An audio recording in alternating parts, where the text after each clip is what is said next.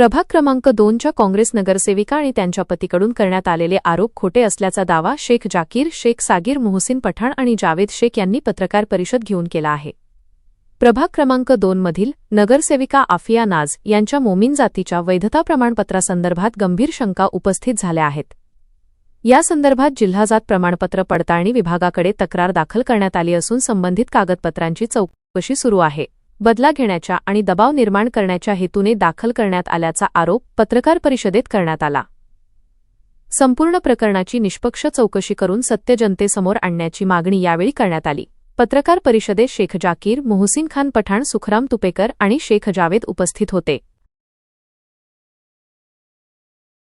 पत्रकार परिषद रखने का ये था कि कल जो विमानतल ने 23 तारीख को जो आफिया नाज, अब्दुल रशीद नगर सेविका प्रभाग क्रमांक 2 के और उनके जो मिस्टर है नाफे काजी सिद्दीकी, इन्होंने जो पुलिस स्टेशन जाके स्टंटबाजी की है।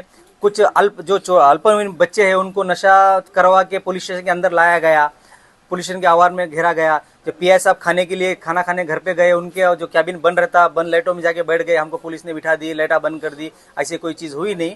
मैंने उनके खिलाफ 8 दिन पहले गुना दाखिल करने के लिए तकरार दिया, 420 उनका ओपन करा, जो मैंने फेसबुक पे डाला कि ये डुप्लीकेट है और प्रभाग में ऐसा हुआ, जो ओरिजिनल उम्मीदवार है ओबीसी उसको न्याय मिलना चाहिए बोल के मैंने तकरार दिया। और तकरार का दबाव तंत्र लाने के लिए मेरे ऊपर दबाव के लिए खोटा गुना दाखिल करने प्रयास किया गया।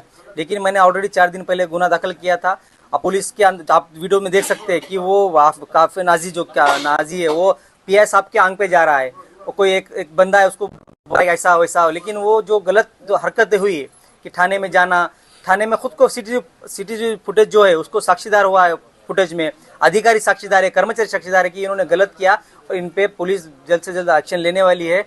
विमानतल पुलिस स्टेशन में इनकी डायरी नोंद हो चुकी है। इन पे गुनाटी बोलूं, मेरा अगला कदम रहेगा कि 2 दिन के अंदर इनके ऊपर इंशाल्लाह एफआईआर होगा और ये दोनों का इनको जेल होंगी। साथ में जो कटकार रचे इनके डॉक्युमेंट बनाए उन पे होगा और अपात्र तो 1,00,000% होंगे। माझं नाव सकाराम सदाशिव तुपेकर, मी भाजपाकडून निवडणूक लढवलेली आहे आणि मी पराजित झालेला आहे। 2 नंबरला मी आहे। माझ्या विरोधात जे निवडणूक आफिया नाज हे निवडून आलेले आहेत त्यांचं बोगस सर्टिफिकेट असलेले कागदपत्र मी जारी केल्यानंतर मी आयुक्त साहेब समाज कल्याणकडे दाखल केली, आयुक्त साहेबाकडे दाखल केली आणि कलेक्टर ऑफिसकडे माझी तक्रार मी दाखल केली। मला न्याय मिळावा आणि ते सर्टिफिकेट खारिज व्हावे आणि मला बोगस आहे आपण आरोप करत आहात, काय आपल्याकडे प्रूफ आहेत ना त्याच्यात। प्रूफ त्यांचे वडील वेगळे, यांचे वडील वेगळे, त्यांचं आधार कार्ड वेगळं, यांचं आधार कार्ड वेगळं आणि त्यांच्यात वंशावळीमध्ये सुद्धा फरक आहे। त्यांचे ते जॅकरियाचे जे लावलेलं आधार कार्ड आहे त्याची ते जॅकरियाचं आधार कार्डसुद्धा नाही, त्याच्यावर फोटो दुसरीच आहे, त्यांचं आधार कार्ड वेगळंच आहे।